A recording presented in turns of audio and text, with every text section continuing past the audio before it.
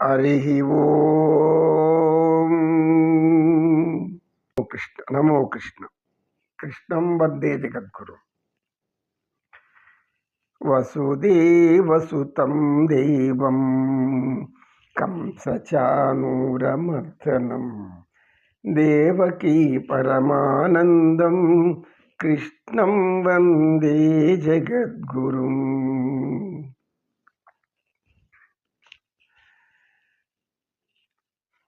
తేజస్విని గురువారు గోపకాంతలు శ్రీకృష్ణుని యొక్క పారవశ్యంలో మునిగి పరమాత్మను కూడా అందులోకి తీసుకెళ్ళి ఈ యొక్క యమునా నది తీరంలో ఉన్న ఇసుక తిన్నెల వైపు మెత్తగా ఉన్నటువంటి బాగా బల్లపరుపుగా అతి సుందర సుకుమారంగా ఉన్నటువంటి ఆ ఇసుక తిన్నెల మీద కూర్చున్నారు.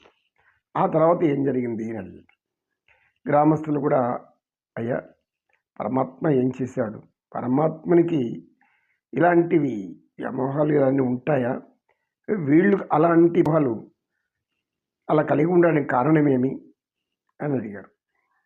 తత్వాన్ని తెలుసుకోవడం అనన్య సామాన్యం. అది వేదాంతులు వేద వేద వేద పండితులు వేద జ్ఞానం కలిగినటువంటి ఆధ్యాత్మిక వేత్తలు తత్వవేత్తలు వీరు సంపూర్ణంగా గ్రహిస్తారు. అలా గ్రహించేదానికి మనం కూడా కొద్ది గ్రహించవచ్చు. ఇక్కడ వ్యాస భగవాన్ ఏం చెప్తున్న తర్వాత శ్రీకృష్ణ పరమాత్మ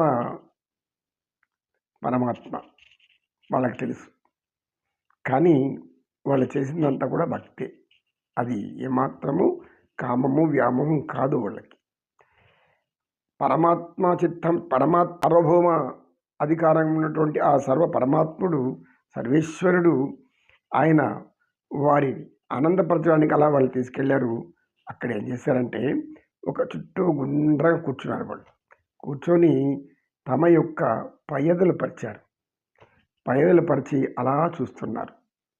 అంటే ఇక్కడ ఆత్మ సంబంధమైనటువంటి ఒక జ్ఞానం మనం తెలుసుకోవాలి. అదేమంటే పరమాత్మ అక్కడ ఉన్నది. ఇప్పుడు నీవు అడుగుతున్నది పరమాత్మతో వాళ్ళు స్త్రీతత్వం గురించి చెప్తున్నావు. అంటే వాళ్ళలో ఉన్నది ఎవరు, వాళ్ళ చేత పనులు చేయించేది ఎవరు, వాళ్ళ వ్యామోహం పరిచేలాగా చూపించేలాగా చేస్తున్నది ఎవరు? అందరిలో ఉన్నది పరమాత్మే కదా. వారిలో ఉన్నది కూడా పరమాత్మే. మరి జీవాత్మలో ఉండేటటువంటి పరమాత్మ జీవాత్మ ఐక్యం అవడమే యోగా శాస్త్రం కదా, జ్ఞానం కదా. కనుక మనం వ్యామోహ దృష్టిని అక్కడ పెట్టకూడదు.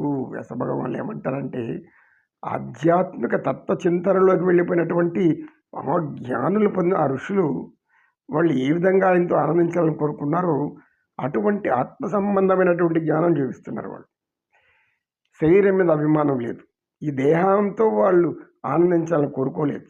అందుకే వాళ్ళు బయట చేర్చినా ఏమి చేసినా కూడా వాళ్ళు చలనం లేదు. పరమాత్మకు అసలు చలనం ఉండదు. ఎందుకు? ఈయన అందులో ఉన్నాడు, అందులో ఉండేది ఈయనలో అనంతంగా ఉంది. చిన్న ఒక సూక్ష్మ జ్ఞానం మనం గ్రహించాలి.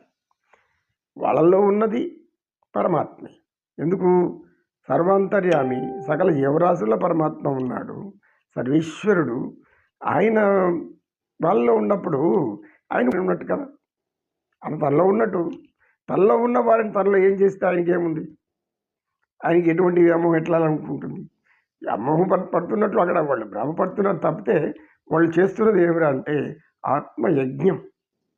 ఆత్మయజ్ఞంలో ఆ యొక్క దావానటువంటి పవిత్రమైన దావానలములు పరమాత్మలు ప్రజ్వలిల్లుతూ ఉంటుంది. ఆటటువంటి ఆ యొక్క అగ్ని జ్వాలల్లో వాళ్ళ యొక్క లోభ మద మోహ ఆశ్చర్యాదులు ఇంకా ఎన్నెన్ని వికారాలు ఉన్నాయి అన్నీ కూడా అగ్ని దహనమైపోతాయి. ఆ విధంగా భక్తులు వాటిని దహనం చేస్తే నీలో జ్ఞానం అనే అగ్నిని పెంచు. ఆ దావాగ్ని ఏం చేస్తుంది? నీలో ఉండే కామాన్ని, క్రోధాన్ని, లోభాన్ని, మోహాన్ని, ఏదైతే ఉండకూడని గుణాలు ఉన్నాయో అవన్నిటిని దగ్ధం చేసి నాశనం చేస్తుంది. అప్పుడు పరమాత్మను తెలుసుకునే జ్ఞానం వస్తుంది. వాళ్ళు అదే చేస్తున్నారు. అక్కడ పైదలు పరిచారు. పైదుల పరిస్థితి ఏముంది? తమ వక్షస్థలాలు కనబడతాయి.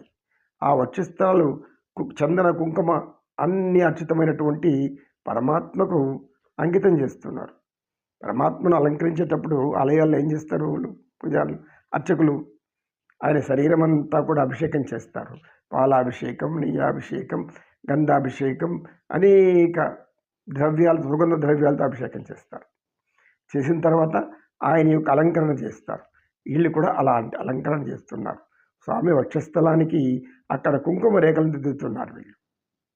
ఆ కుంకుమ రేఖలతో కూడా ఆయన యొక్క శరీర సౌష్ఠభావాన్ని, అంటే విశ్వరూపుడు కదా, విశ్వాత్ముడు కదా, కనుక ఆ దివ్యమైనటువంటి ఆ యొక్క జ్ఞానాగ్నిలో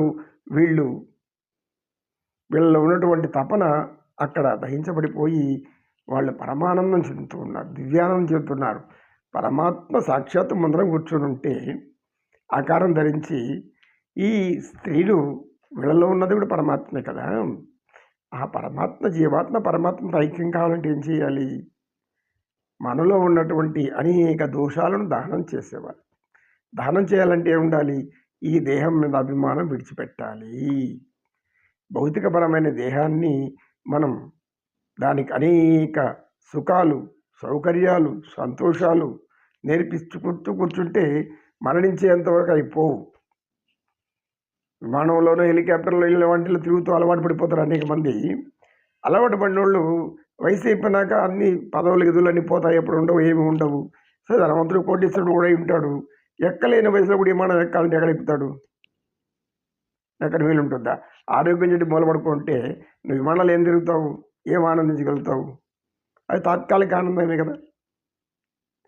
ఇప్పుడు గోపికారమణులు కూడా చేసేది అది. వాళ్ళు ఏం చేస్తున్నారంటే తమల్ని పైదలు పరిచారు. పరమాత్ముడు ఆ మధ్యలో పైదల మీద కూర్చున్నాడు.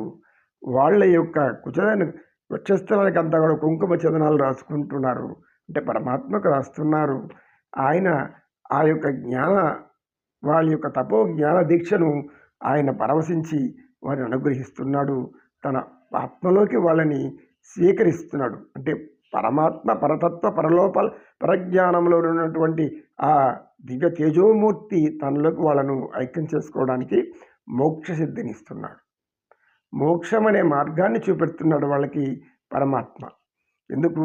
వాళ్ళ దివ్య దీక్ష, తపస్సు, వాళ్ళు చేసినటువంటి అనేక విధాల పరమాత్మను ఎన్ని విధాల సంతోషపరచాలను అన్ని విధాలు సంతోషపరిచారు. ఆ సంతోషంలో పరమాత్మ ఐక్యమైపోతాడు. ఎందుకు? భక్తులకు మాత్రమే, భక్తికి మాత్రమే అతను లొంగుతాడు. భక్తవశంకరుడు ఆయన. భక్తవశంకరుడు అంటే భక్తులకు వశమైపోతాడు. జ్ఞానులకు జ్ఞానం ఇస్తాడు. యోగసిద్ధులకు సిద్ధులు ఇస్తాడు. ఎవరు ఏది కావాలంటే అది ఇస్తాడు. ఎవరు ఏ విధంగా కోరితే ఆ విధంగా కరుణిస్తాడు. కరుణామయుడు, ప్రేమమూర్తి, పరమ దయాసాగరుడు, కరుణాసాగరుడు, నిశ్చలుడు, నిర్మలుడు, పవిత్రుడు, పరమానంద స్వరూపుడు, సచ్చిదానంద స్వరూపుడు. అనేక మంది ఆయన నిర్గుణుడు, నిరాకారుడు, నిర్వికల్పుడు అని కొంతమంది అప్పుడు చెప్పేవాళ్ళు. కానీ అది మంచిది కాదు అంటారు జ్ఞానులు. ఎందుకు? సకలాకారం తానైనప్పుడు నీకు ఆకారం లేదు ఎట్లా అంటావు? ఆయనకి ఇది లేదు, ఆ గుణం లేదు, ఈ గుణం లేదు. సర్వగుణాలు తానే ఉంటే గుణాలు లేవని మనం అనుకోవాలి. ఉండకూడదు కదా, పొరపాటు కదా అంటారు జ్ఞానం. కనుక తల్లి, గ్రామస్తులారా, మీరు కూడా పరమాత్మ అక్కడ చేసేది ఆత్మయజ్ఞం. పరమాత్మ యజ్ఞంలో వాళ్ళందరూ కూడా భాగస్వాములై ఆ యజ్ఞాన్ని చేస్తున్నారు. ఆ స్త్రీలు అంటే పూర్వజంలో ఉన్నటువంటి ఋషులు వాళ్ళంతా కూడా కోరిక మీద ఆయనతో పరవశించి తరింపజేస్తున్నాడు పరమాత్మ. వాళ్ళందరూ కూడా కూర్చొని ఉన్నారు, ఆనందిస్తున్నారు. ఆ దివ్య తేజోమూర్తి యొక్క మోహన రూపాన్ని, లీలా వినోద వేణుగానామృతాన్ని, మధువులకి ఆ పెదవులను, సర్వమధువులు, ఒక మధువేమిటి, ఎన్నో మధువులు, అతి ప్రేమమైనటువంటి ఆ కనుచూపులు ఉన్నాయి చూసారా? ఆ కనుచూపులు వాళ్ళని అట్లే లాగేసుకుంటూ ఉన్నాయి. ఆయన లోపల కలిసిపోతూ ఉన్నారు వాళ్ళు. అలా చూపులతో మైమర్చిపోయి ఆయన దీర్ఘంగా అలాగా చూస్తున్నారు. మోహన సౌందర్య తేజో వికాస విరాజితమానమైనటువంటి సర్వేశ్వరుడు, సకలేశ్వరుడు, జీవేశ్వరుడు, పరమేశ్వరుడు, ఇంకా ఆ వర్ణనాతీతమైనటువంటి ఒక అద్భుతమైన జ్ఞానాన్ని మనకు ఈ యొక్క వ్యాస భగవానుల వారు చెప్తారు. ఆ విధంగా ఎప్పుడైతే పైదలు దాని మధ్యలో కూర్చున్న పరమాత్ముడు వాళ్ళ హృదయాల మీద కూర్చున్నట్లు భావిస్తున్నారు వాళ్ళు. ఆ హృదయాల మీద కూర్చున్నట్లుంటే వాళ్ళందరూ కూడా ఆయన యొక్క తలని తమ తొడల మీద పెట్టుకొని తమ యొక్క ఊరువులు అంటే తొడలు, ఆ తొడల మీద పెట్టుకొని అతన్ని అలా లాలిస్తూ బుజ్జగిస్తున్నారు. ఈయన కూడా అలాంటి లాలనలో వాళ్ళని చూస్తున్నారు. అప్పుడు వాళ్ళు ఒక ప్రశ్న వేశారు శ్రీకృష్ణ పరమాత్మ. ఏంటా ప్రశ్న అంటే, అయ్యా పరమాత్మ, నీవు దొరికావు మాకు. నిన్ను ప్రత్యక్షంగా మానవ రూపంలో చూసే భాగ్యం మాకు మాత్రమే కలిగింది. కనుక మాకు ఒక సందేహం ఉంది. ఏమిటా సందేహం అంటే, ఆ ప్రశ్న అడగాలనా అడగకూడదా ఇలాంటి సందిగ్ధంలో పడిపోయి ఎందుకైనా మంచిది అడిగేశారు. ఏమడిగారు? పరమేశ్వర, పరమాత్మ, అయ్యా కృష్ణయ్య, నిన్ను భజించిన వారిని, అంటే మీ కీర్తించిన వారిని, స్తోత్రించిన వారిని, స్తోత్రం చేసిన వారిని వెంటనే కరుణిస్తావు. నీకై తపస్సు చేసేవాళ్లను, నిన్ను ప్రేమతో పిలిచేవాళ్లను, వారిని కరుణించవు. నిన్ను నమ్మిన వారిని, నమ్మని వారిని కూడా నువ్వు దగ్గరికి తీసుకోవు. వద్దు అనుకున్న వారి వెంట ఎందుకు పడుతుంటావు? ఈ యొక్క సందేహాలన్నీ మాలో ఊడు కట్టుకుంటున్నాయి. దీనికి సమాధానం చెప్తే చాలయ్యా అని అడిగాడు. అప్పుడు పరమాత్మ చిరునవ్వు నవ్వుతూ గోపికారాములను చూసి, కాసేపు విశ్రాంతి తీసుకుని మళ్ళీ చర్చించుకుందాం. ఓం నమో నారాయణాయ నమః. నమో కృష్ణ. కృష్ణ పరమాత్మ. కృష్ణం వందే జగద్గురుం, శ్రీకృష్ణం వందే జగద్గురు.